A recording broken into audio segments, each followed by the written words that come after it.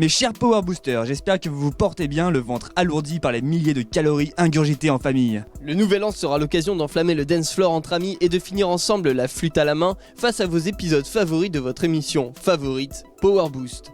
C'est ce que vous aviez prévu ? Eh bien ça tombe bien puisque cette semaine nous vous proposons un best-of d'agriculteurs qui contre vents et marées sont restés fidèles à leur marque favorite de tractoristes. Ah, ça me réchauffe le cœur ces histoires d'amour. Un cerf jaune dans un écusson vert, ça vous dit quelque chose, non ? Pour certains agriculteurs, John Deere, c'est plus qu'une marque, c'est une religion. On naît en John Deere, on se marie en John Deere, on meurt en John Deere, mais bon ça c'est plus tard possible. Avec ses produits dérivés et son look inimitable, la plus ricaine des marques de tracteurs est devenue une marque de légende, un peu comme Fender ou Marshall, pour ceux qui connaissent un peu le rock'n'roll Coco. La famille Babin font partie des inconditionnels du jaune et vert, et non je ne vous parle pas du FC Nantes, ça c'est une autre histoire.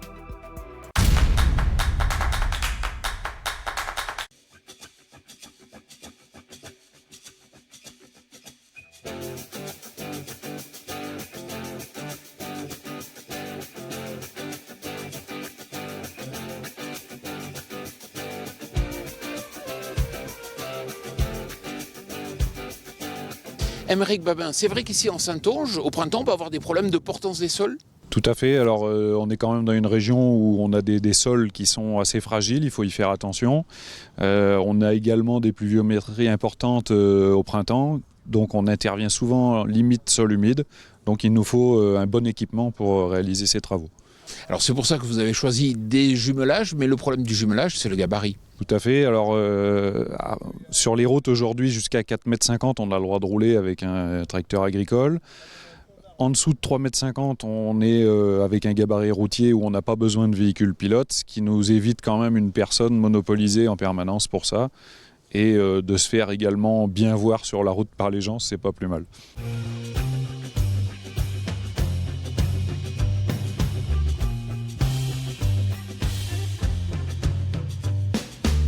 Aymeric Babin, vous avez été les premiers à tester les LSW, donc de Goodyear en grande largeur en France.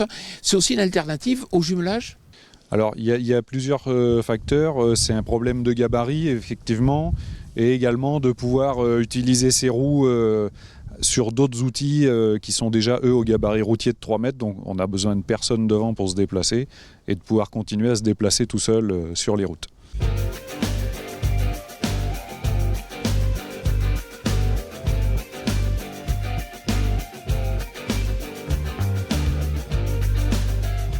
Alors, qu'en avez-vous pensé ? Eh bien, pour l'instant, on est très satisfait. En ce qui concerne le confort sur la route, on est largement satisfait.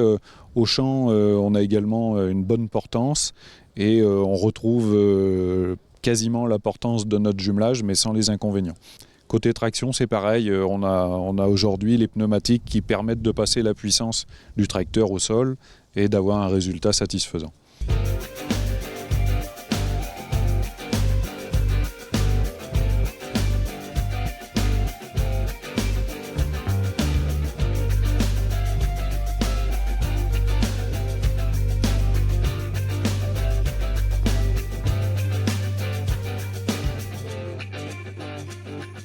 Aymeric Babin, merci beaucoup. Merci à vous.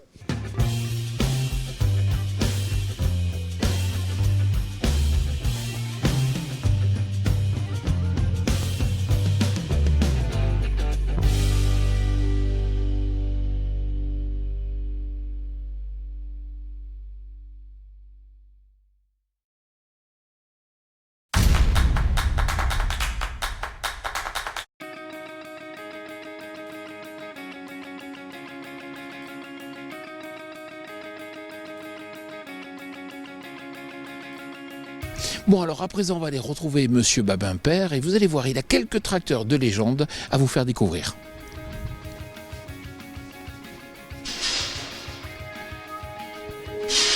Yves Babin, bonjour. Bonjour. Alors c'est vrai que les tracteurs américains, ça vous parle ? Oui, notre premier tracteur américain était un 8430 articulé que nous avions acheté en 1980. Alors je vois que vous avez un superbe 8650, ça a dû vous prendre du temps de le retaper. Oui, là on peut dire retaper parce qu'il est arrivé dans un état plus que pitoyable, moteur cassé, intérieur de cabine complètement délabré. Donc ça représente environ 2000 heures de travail. ce qui a été fait dessus. C'est-à-dire que le moteur a été refait en totalité, changé le bloc et chemise piston, enfin tout ce qu'il y a dans un moteur. On a refait tout ce qui est embrayage, avancement et prise de force, toutes les lignes d'arbres, les ponts avant et ponts arrière ont été revus, carrosserie, peinture, intérieur de cabine, c'est-à-dire qu'il a été reconstruit presque en totalité. Et puis j'ai vu qu'au fond de votre hangar, vous avez le petit frère à ce 8650, et puis aussi vous avez un chenillard qui a quelques années. Oui, qui date des années 1940, qui est un 30 chevaux John Deere environ à chenille, qui est sur la ferme aussi. Yves Babin, merci beaucoup. Eh bien, merci beaucoup de votre visite. À bientôt. Merci.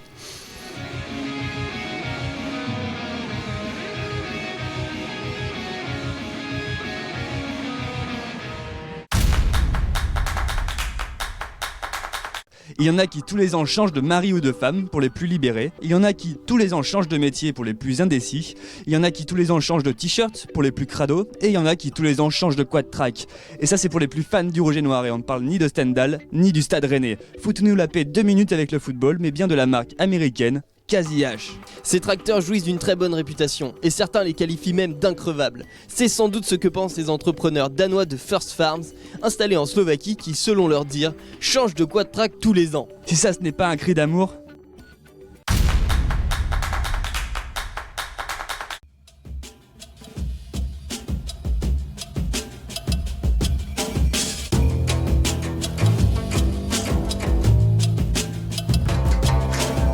Søren Nielsen, bonjour. Hello. Alors, vous êtes le manager pour la partie culture ici sur cette ferme donc au nord de Bratislava. Est-ce que vous pouvez nous expliquer un peu quelles sont les cultures que vous pratiquez? Yeah, we have our soils here 9,000. Nous avons 9300 hectares en Slovaquie, dont 8000 en rotation. Environ 55% de la surface sont des sols légers et 45% sont des sols de qualité très bonne. Sur les sols de bonne qualité, nous faisons pousser de la betterave sucrière sur 500 hectares, du colza sur 1000 hectares et du blé. Le blé est notre production principale sur environ 2000 hectares. Sur les sols plus légers, nous faisons du maïs en majeure partie pour l'ensilage sur 1000 hectares, de l'alfa-alpha sur 450 hectares et aussi du sorgho sur 300 hectares. Nous avons aussi du maïs pour la consommation et du seigle sur 800 hectares. Et cette année, pour la deuxième fois, nous essayons les citrouilles destinées à faire de l'huile. Ainsi, nous espérons augmenter la rentabilité des sols légers. C'est une culture très intéressante. So this will be quite interesting.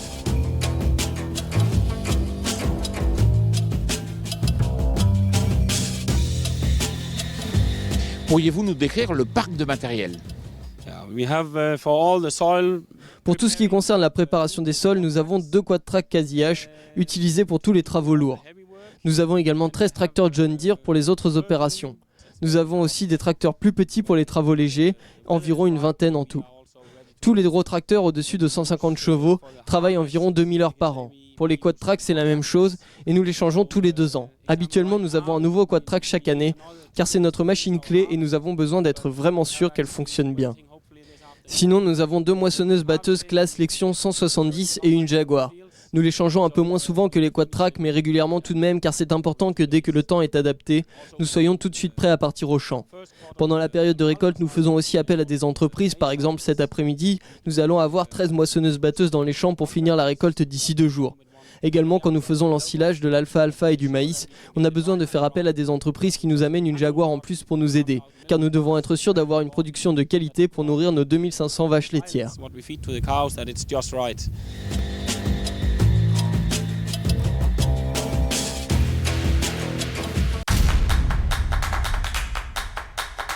Et c'est parti pour un tour de ce quad-track de folie que vous avez pu voir lors de l'Agritechnica.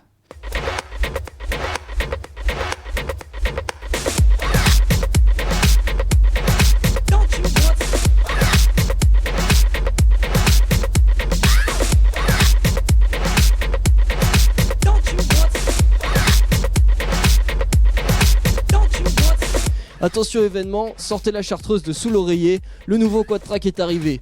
Et aujourd'hui, offre spéciale sur le rayon puisque c'est 3 nouveaux modèles CVX qui déboulent sur le marché. Avec une puissance maximale de 613 chevaux, le quad-track 540 CVX est donc accompagné du quad-track 500 CVX et du quad-track 470 CVX qui distribuent respectivement une puissance maximum de 558 chevaux et de 525 chevaux, ce qui vous permettra sans problème de tirer la caravane et le porte-vélo pour les vacances à Plouhinec. Les nouveaux chenillards sont équipés du moteur 6 cylindres Cursor 13 de 12,9 litres à commande électronique, mis au point par la filiale FPT Industrial. Les deux modèles plus petits disposent d'un turbocompresseur à un étage, tandis que le modèle 540 est doté d'un turbocompresseur à 2 étages. En cabine, pas de grosses nouveautés sur la Surveyor, si ce n'est la coudoir multicontrôleur légèrement améliorée, avec un double accélérateur pour le réglage des régimes minimum-maximum et une poignée légèrement différente pour simplifier l'utilisation de la transmission CVX.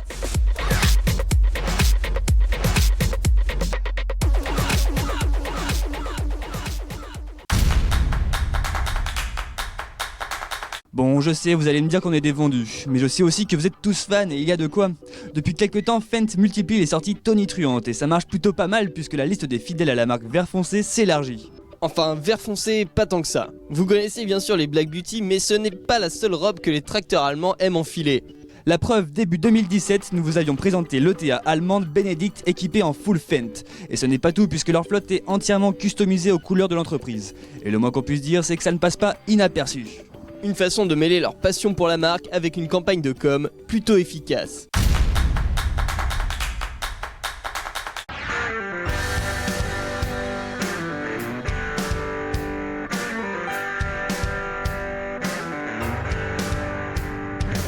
Benedict Ley GmbH.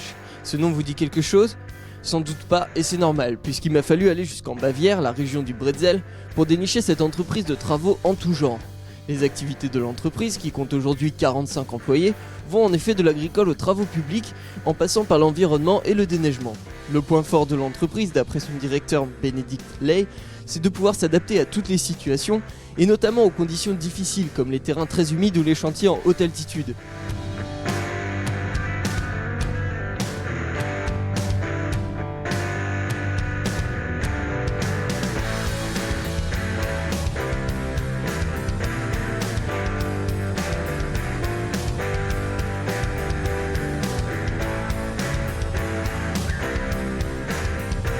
Nous sommes ici sur un chantier de broyage de bois destiné à l'énergie, qui représente une part très importante de l'activité de l'entreprise.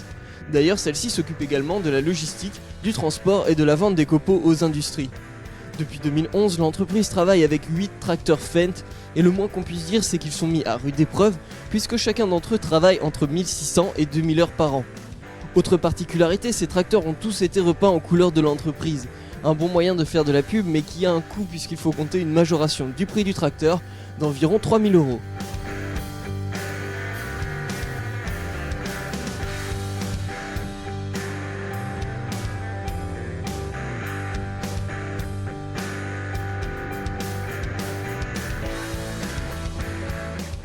Voilà, notre best-of de Noël se termine en espérant vous avoir fait digérer la dinde au marron de Mémé pour que vous puissiez breakdancer entre le 31 et le 1er. On vous souhaite une bonne année et puis on se dit à l'année prochaine pour toujours plus de power et de boost.